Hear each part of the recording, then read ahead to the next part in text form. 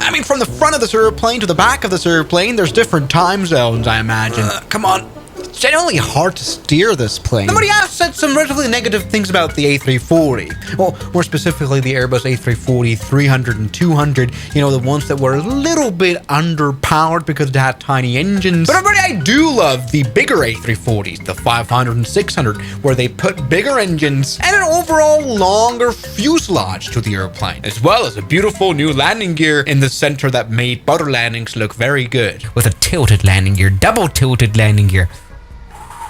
Look how long it took for actually all of it to come down. Look, and well, you know, especially the 600 variant was extremely long. It has a nickname, the pencil plane, because it is a pencil plane. And everybody, that brought me to an idea. I mean, how long can we make the A340?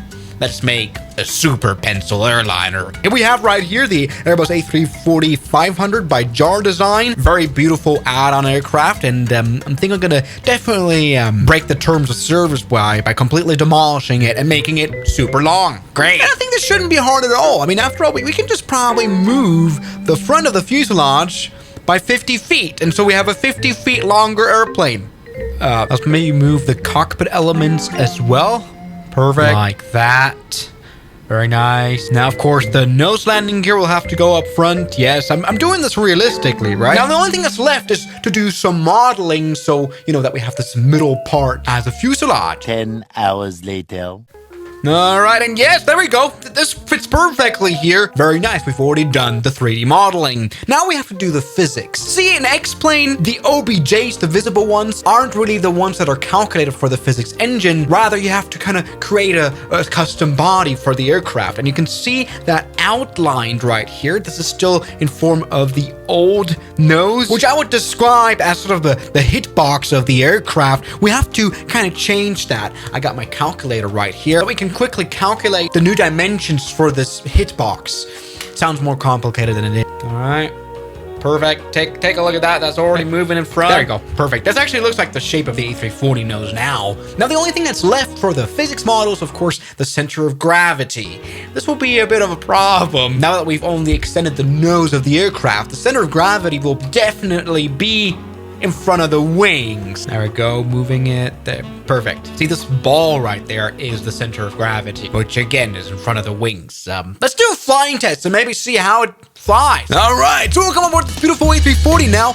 One problem I did have is the cockpit. I couldn't get the instruments to transfer over, so they're all blank. That's a bit of a shame. But from the outside, at least, everything looks beautiful. Take a look, the engines are running, and the airplane is as long as I'd hoped. The only problem is, and that was expected, is the weight and balance. That's a bit of a mess. So doesn't look very flyable, but that's fine. Something else that doesn't work too well is the cabin.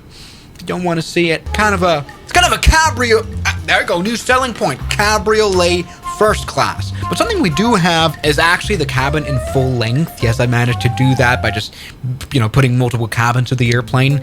And it's very long now, that is for sure. Anyway, let's maybe try taking off out of Edinburgh Airport. This is a plenty long runway. Yes, come on, yes, the airplane is moving up in power. Problem is the cockpit is very unusable, so I'm just gonna use the head-up display here. Perfect. Now take off. Come on, pull up.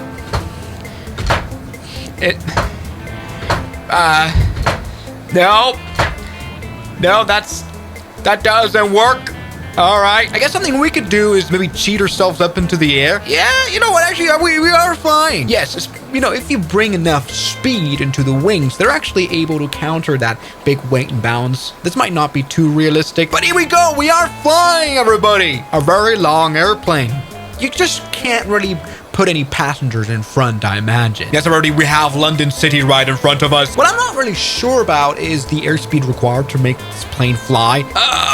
The big problem about this plane is that it becomes uncontrollable below like 250, and so you have to make a really fast landing. Oh, that's a... Jesus, no!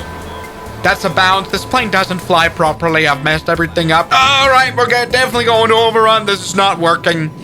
We need to fix this. This is not good. In fact, you know, I think I've messed the whole physics model of this thing up. What is it doing? Guys, let's go ahead and fix this. Let's also make the tail section 50 feet long so that we have a balanced out enlargement.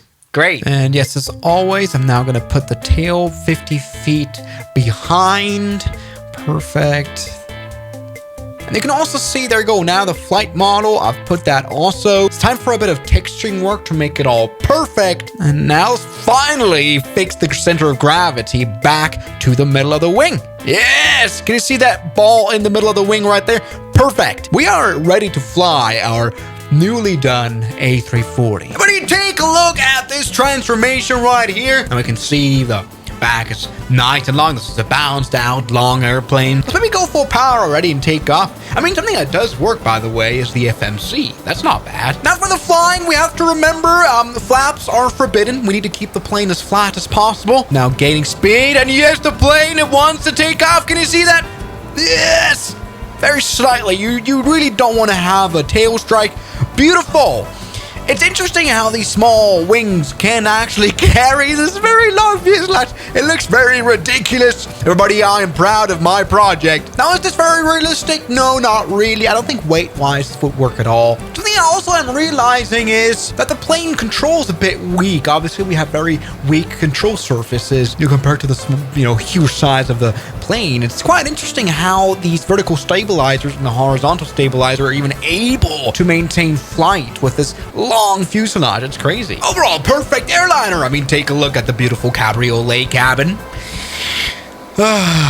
Super realistic, everybody. You know what? I think we could try to come in for a landing. Sorry, let's come in for London Heathrow Airport. Once again, without any flaps at all. We can't flare much. We can't, do this. We need to land as flat as possible. It's gonna be hard. I mean, obviously our content is a little bit useless because you wouldn't be able to fill all the seats that we built into this airplane now. We still have practically the same wing and the same engine, so those same weight limitations. They're relatively good speed. This airplane is a little forgiving, actually. It controls a little bit weird. That's also because we are so far detached from our wing. It's a little strange of a sensation. All right, come on, do it smooth. All right, there you go. Now full power into the stop.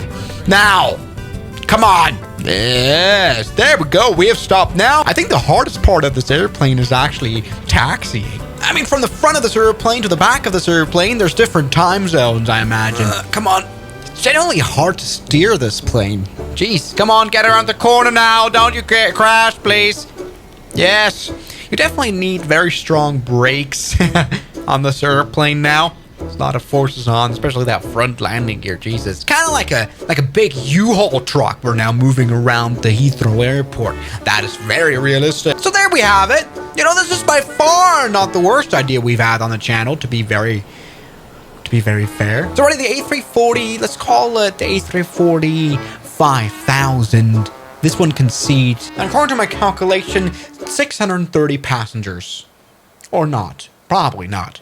So I thank you guys so much for watching this video, and I'll see you guys tomorrow. As always, good night. And a special thanks goes out to my members, my supporters: Guns Killer, R27, James Deram, That Dude, Anime Gods of Gaming, Derek, Insider Plane, Nishijitsu Finder, Professional Jamal, Ryland Williams, and New the York. You've got beautiful names.